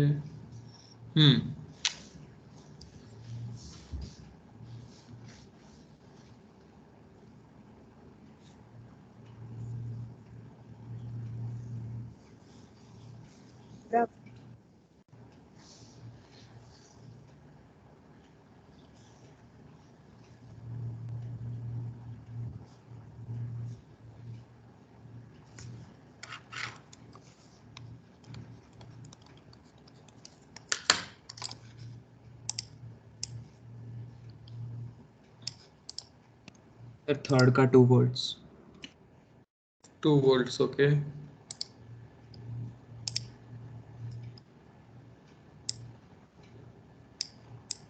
सर थर्ड क्या था, दिखा सकते हैं एक बार? पोटेंशियल एट पॉइंट एस बताना है, ए पॉइंट पे 0 मानते हुए। ओके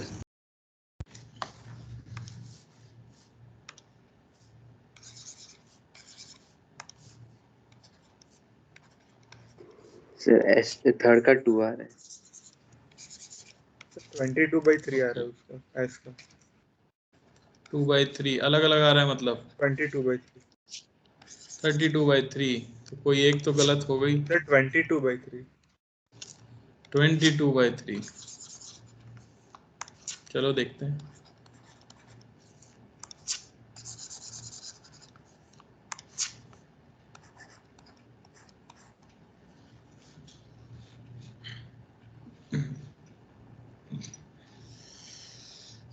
शुरू करूं मैं? Yes yes sir.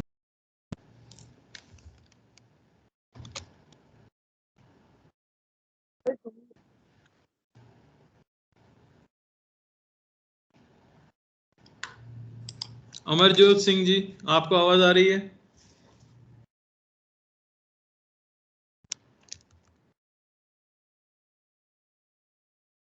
अमरजोत नहीं आ पा रही। अच्छा।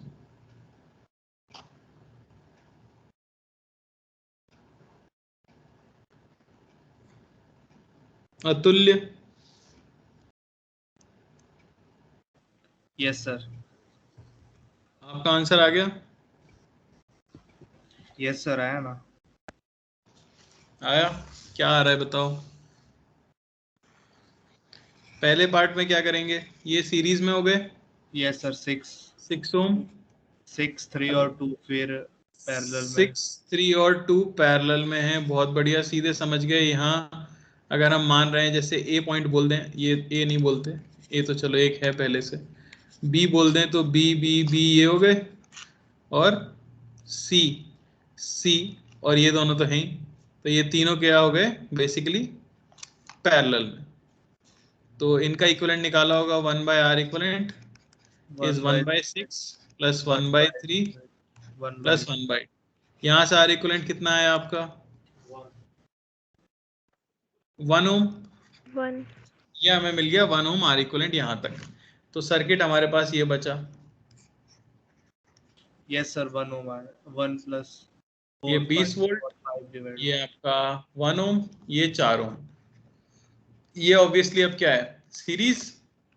यस सर तो ये हो गया भाई 5 ओम। तो करंट आपका आ गया, पहला पार्ट का आंसर आ गया आई, सिंपली हो जाएगा 20/5 यानी कि 4 एम्पियर करंट बैटरी से निकल रहा होगा। यस सर तो यहाँ से हमने निकाल दिया भाई 4 एम्पियर, आई यहाँ से निकला। अब यहाँ पे 3 रास्ते हैं तो करंट क्या होने वाला है, डिवाइड होने वाला है। यहाँ I1 मान लो I2 और वो I3 I2 के अक्रॉस डायरेक्ट 6 ले लिया सर, क्योंकि वहाँ पे तो I3 दोनों सीरीज में है ना। बिल्कुल। I3 तो 3 में एक ही करंट बहेगा, तो उसके हिसाब तो से क्या कह सकते हैं, I1 is to I2 ratio I3 I3, ratio 1/6। ये सिंपली क्या हो जाएगा, I1 1/2 is to 1/3 is to 1/6। Sir 1/2 1/3 1/6। Simplify करने के लिए 6 से मल्टीप्लाई कर दो तो 3:2:1 सुंदर दिखता है ऐसे। अब आपको I2 चाहिए बस, तो I2 हो गया, I2 का रेशियो क्या है देखो 2, तो 2/1 + 2 + 2 + 3 इंटू 4। यस सर, टोटल 4 निकला कितना था। मिल गया हमें, 4/3 यस सर एम्पियर ये P पॉइंट से पास कर रहा होगा। तीसरे पार्ट में पूछा गया है वोल्टेज एट पॉइंट S 0 यहाँ मानते हुए, तो यहाँ अगर 0 माना तो यहाँ आया भाई 20, यहाँ भी आया 20, यहाँ भी आया 20, और यहाँ S पॉइंट का पोटेंशियल क्या आ जाएगा, वो आ जाएगा सिंपली 20 माइनस इसमें I3 जा रहा है, इसमें I3 × 3। अरे लिख सकते हैं कि नहीं, जहां से करंट जाता है मैंने आपको बताया भी था, वहां पे क्या मानते हैं प्लस, और यहाँ पे क्या मानेंगे माइनस। तो 20 से चलना शुरू करें तो 20 माइनस IR, ये होना चाहिए S पॉइंट का पोटेंशियल। तो ये हो जाएगा आपके पास 20 माइनस I3 की वैल्यू क्या हो जाएगी, 1/1 + 2 + 3 multiply by into 4 into 3। Yes sir कितना मिल गया हमें,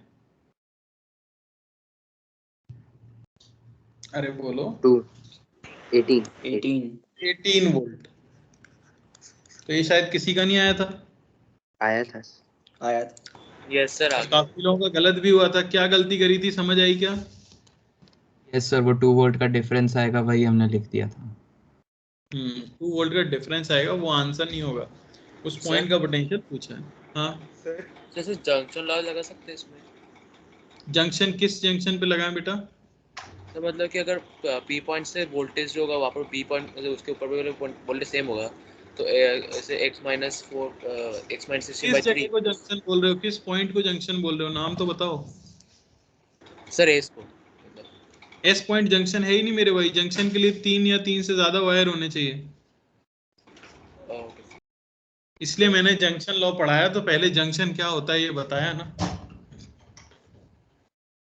बेटा। सिर्फ नोट्स को अगर आप डिटेल में ध्यान से पढ़ लो ना तो आपको कभी डाउट नहीं आने वाला, याद रखो अगर नोट्स को तो। और कोई डाउट? सर हाँ सर इसमें क्योंकि सर्किट में करंट 4 एम्पियर फ्लो हो रहा है, तो सर B हाँ। का वोल्टेज है वो 16 होगा, बिल्कुल। और सर C का 20 है। तो ऊपर के जो सीरीज में फ्लो हो रहा है करंट, उन दोनों के बीच में 4 वोल्ट का फर्क है। हाँ तो आपने ऐसे वही भी किया है, ऐसा आपने दूसरी ऐसे साइड भी से ऐसा निकाला है, नहीं। बिल्कुल सही है, वो भी हो सकता है, कोई दिक्कत नहीं, वो भी ठीक है, जिसको जो क्लिक कर जाए। इतनी सी बात है कि रजिस्टर के अक्रॉस V = IR लगाते चलना है, वोल्टेज अक्रॉस सेम है तो पैरेलल, करंट सेम है तो सीरीज, बस आगे बढ़ते चलो। क्लियर हुआ क्या? यस चलो, तो ये थे सिंपल क्वेश्चन जिनमें कि सीरीज पैरेलल क्लियरली दिख जाता है और आपसे पूछ लिया जाता है करंट या वोल्टेज किसी पॉइंट पर। अब कुछ टाइप आ जाते हैं जिनमें रेजिस्टेंस की कैलकुलेशन होती है, calculating resistance. using elements.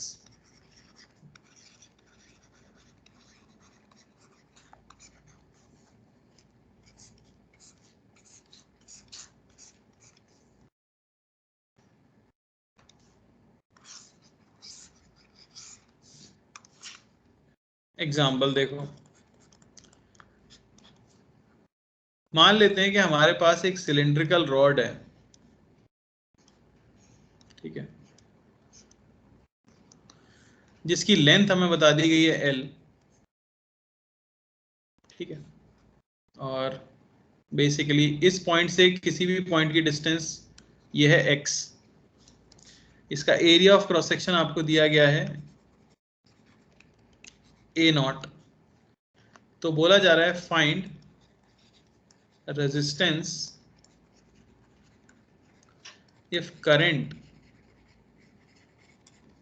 Flows along length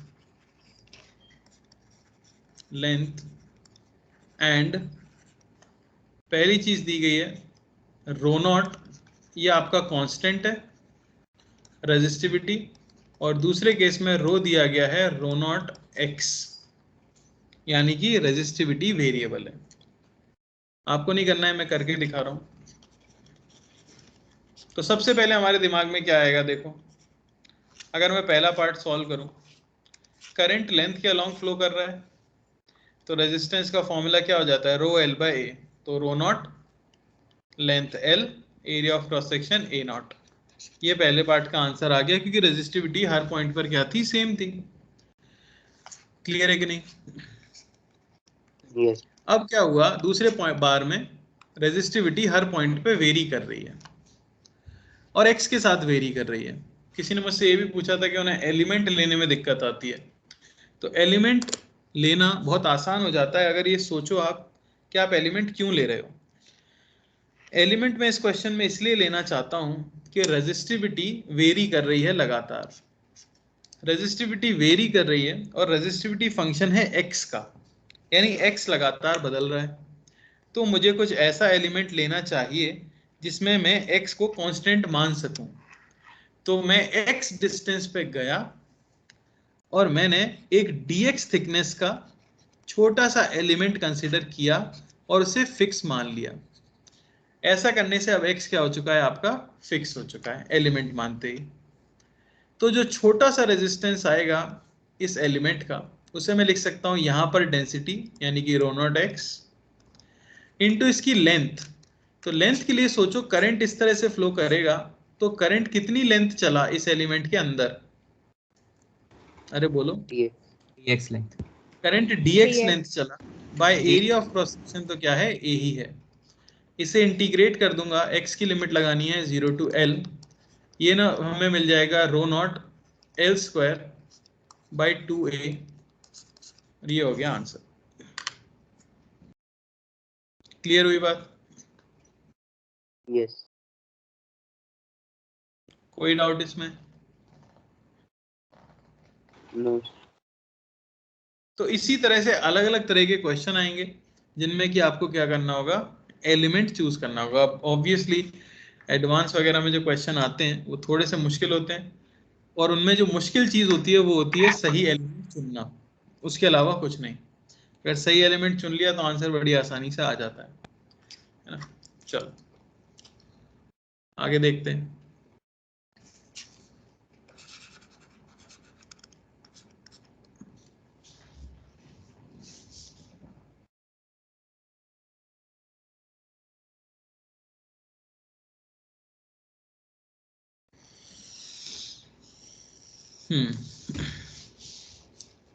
पहले सिंपल ही कर लेते हैं। ऐसा एग्जैक्टली सेम तो नहीं कर रहा हूं ना, सबको क्लियर हो गया कि नहीं? yes sir. क्लियर है।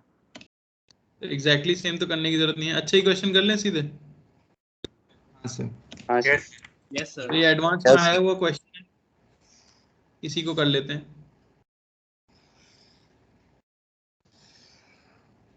तो आप सभी ने कोन देखा है, कोन को अगर टॉप से काट दिया जाए पॉइंटेड वाली साइड से तो कुछ ऐसा शेप बचता है जिसे हम फ्रस्टम कहते हैं। yes. ठीक है, यस सर, हमारे पास एक फ्रस्टम है और ये उसकी एक्सिस मान लो कुछ इस तरह से। फ्रस्टम की आपको लेंथ दे दी गई है L,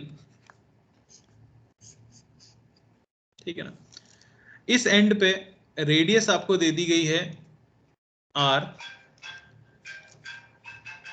और इस एंड पे रेडियस आपको दे दी गई है 4R, ठीक है ना। तो अब आपको बताना है कि अगर इसकी रेजिस्टिविटी ये है रो नॉट और ये कांस्टेंट है, एक सेकंड रुकना जरा।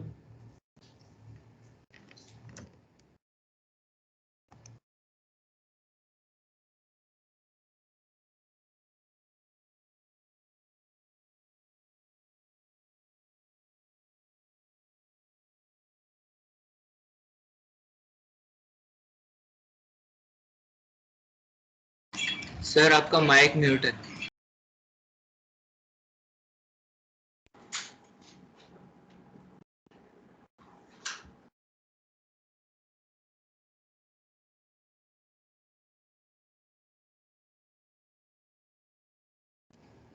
हाँ, तो रेजिस्टिविटी दी गई है रो नॉट, जो कि हमने मान लिया है कांस्टेंट। ओके, तो आपको बेसिकली बताना है इसका रेजिस्टेंस।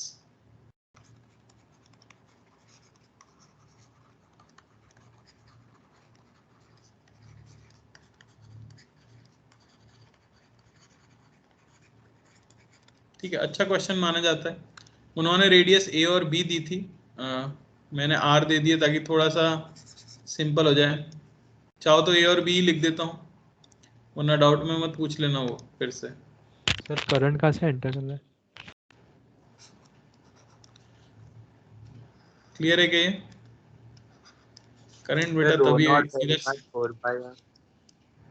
Row not L/4πr। आ भी गया आंसर, क्या बात है।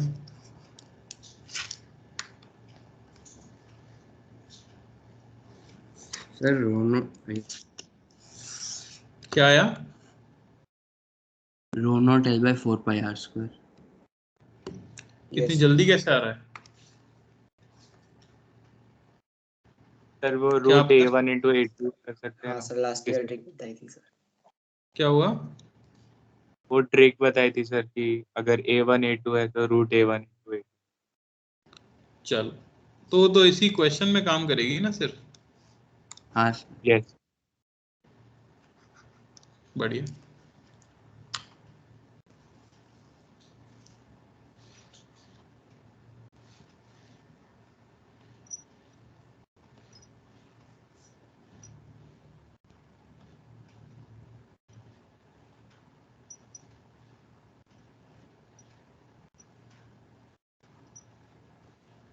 अच्छा, बाकी लोग मुझे बस ये बताओ कि हम एलिमेंट कैसा लेंगे।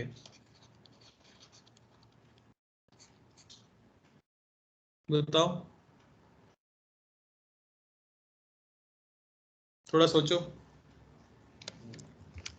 रेजिस्टेंस लिखने में कहाँ समस्या आ रही है? जैसे चलो अर्जुन तुम बताओ, रेजिस्टेंस लिखने में क्या दिक्कत आ रही है?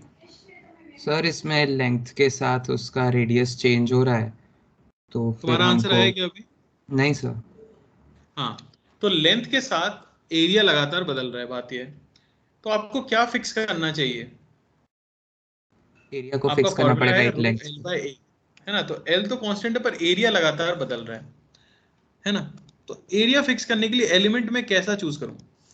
क्यों ना मैं एक लेंथ यहां से से, जाके फिक्स करना पड़ेगा। बिल्कुल सही, यहां से x डिस्टेंस पर जाके एक इस तरह का एलिमेंट कंसिडर करूं। क्या शेप होगा इसका? मैं जो एलिमेंट लूंगा उसका शेप क्या होगा? सर्कुलर, अरे छोटा, एकदम छोटा सा कहेंगे फ्रस्टम रहेगा। नहीं, इसे हम डिस्क मान लेते हैं, ठीक है ना। आप मान रहे हो साइड से टेढ़ा है, पर टेढ़ा नहीं है क्योंकि थिकनेस ऑलमोस्ट क्या है, नेग्लिजिबल। तो एक डिस्क जैसी मिलेगी कि नहीं मिलेगी? ऐसा सोच के देखो। Yes sir. तो ये मैंने छोटा सा एलिमेंट कंसिडर कर लिया। अब इसमें से करंट इस तरह से जा रहा है, हमें पता है। इसका छोटा सा रेजिस्टेंस अगर आप लिखो तो वो क्या आना चाहिए? मान लो कि यहाँ पे रेडियस है स्मॉल r, तो मैं क्या लिखूंगा? रो लेंथ, करंट कितनी लेंथ चला, dx by area of cross section pi r square. कोई दिक्कत किसी को एलिमेंट का छोटा रेजिस्टेंस लिखने में? बेझिझक बोल सकते हो। अच्छा क्वेश्चन है, या काफी कुछ सीखेंगे। क्या हुआ? करंट एक्स नहीं चला। एक्स नहीं चला सर, एलिमेंट में कितना चला ये लिखा जाता है। एलिमेंट की खुद ही थिकनेस dx है तो x कहां से चलेगा। क्लियर हुआ? तो रो एल बाय ए लिख दिया। अब मुझे बस रेडियस ही तो निकालनी है, तो रेडियस निकालना बड़ी आसानी सी बात है। या तो यूनिटरी मेथड यूज कर सकते हो या स्ट्रेट लाइन की इक्वेशन लिख के निकाल सकते हो। मैं यूनिटरी मेथड यूज कर लेता हूं। ऐसा सोच के देखो कि L डिस्टेंस आगे चलने पर रेडियस कितने से बढ़ी। यहां रेडियस r थी, यहां रेडियस 4r है। तो अगर यूनिटरी मेथड निकाला जाए तो L डिस्टेंस आगे बढ़ने पर रेडियस कितने से इंक्रीज हुई? 3r से। अरे r थी 4r हो गई ना। तो एक यूनिट डिस्टेंस चलने पे कितने से इंक्रीज होगी? 3r बाय एल से। तो x डिस्टेंस आगे बढ़ने पर कितने से इंक्रीज होगी?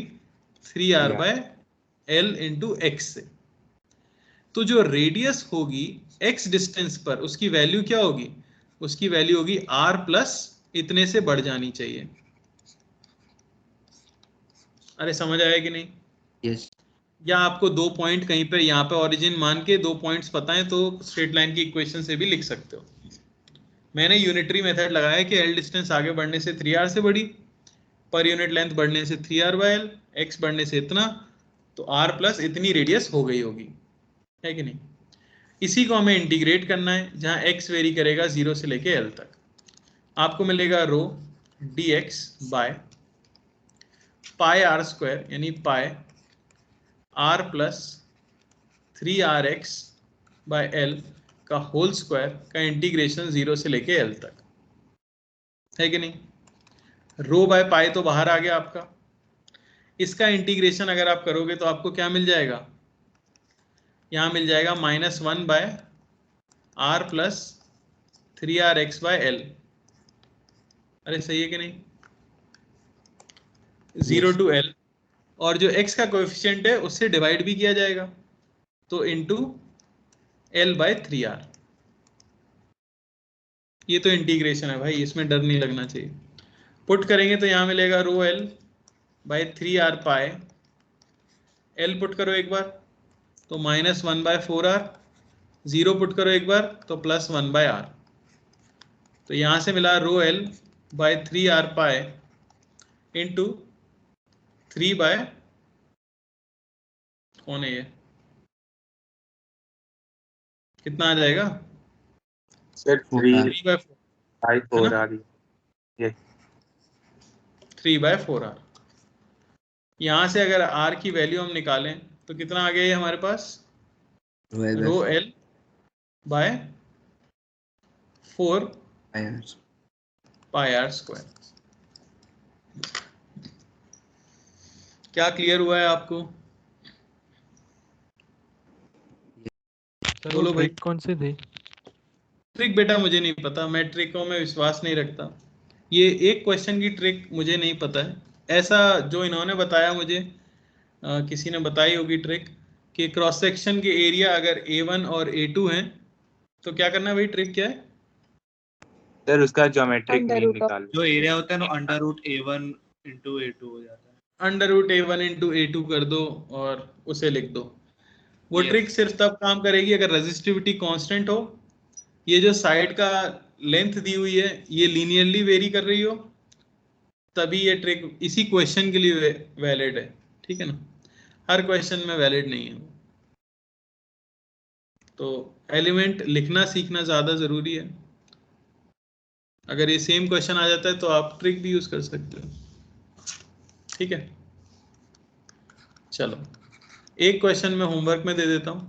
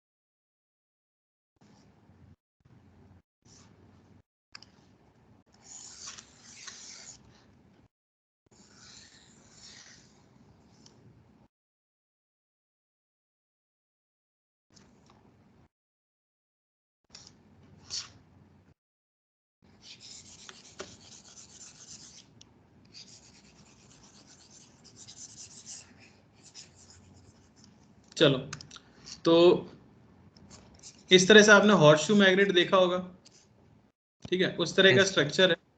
रेजिस्टिविटी आपको दे दी गई है, रेजिस्टिविटी ये है आपकी रो नॉट, ओके। बता दिया गया है कि इनर रेडियस ये है आपकी ए,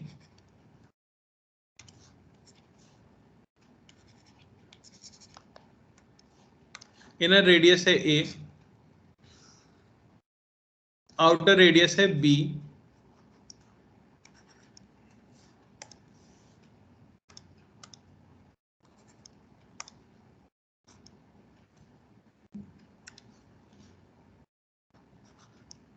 ठीक है ना। इनर रेडियस ए है, आउटर रेडियस बी है, और कुछ तो चाहिए नहीं हमें, रेजिस्टिविटी आर है। करंट इस एंड से जो है एंटर करता है, ठीक है, और इस एंड से अगर आप देखो तो जो क्रॉस सेक्शन आपको दिखेगा, और हॉर्सशू मैग्नेट का क्रॉस सेक्शन भी हमें दिखता है ना, तो वो कुछ इस तरह का दिखता है,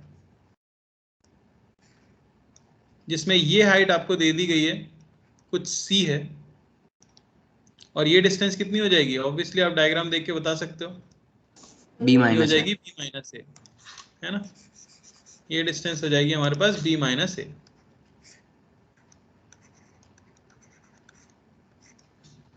इस तरह का कुछ है। सबको समझ आ गया है क्या? हॉर्सशू मैग्नेट सबने देखा होगा, इस तरह से रखा हुआ है, और ऑब्वियसली नीचे से देखोगे तो जो स्क्वायर दिखता है ना मैं हॉर्सशू मैग्नेट के एंड्स पे, वो स्क्वायर कुछ ऐसा दिख रहा है। तो करंट एक एंड से एंटर करता है, यूं घूमता है, दूसरी साइड से बाहर निकलता है, तो आपको बताना है resistance of the conductor. Clear? Yes. Yes. अच्छे से ट्राई करना। तो ऐसे क्वेश्चन एडवांस में आते हैं, इसका एक और अच्छा वर्जन है जो मैं क्लास में ही करा दूंगा अगला, ओके। चलो, कोई डाउट किसी को? No sir. एंड करते हैं फिर। Thank you. Thank you thank you.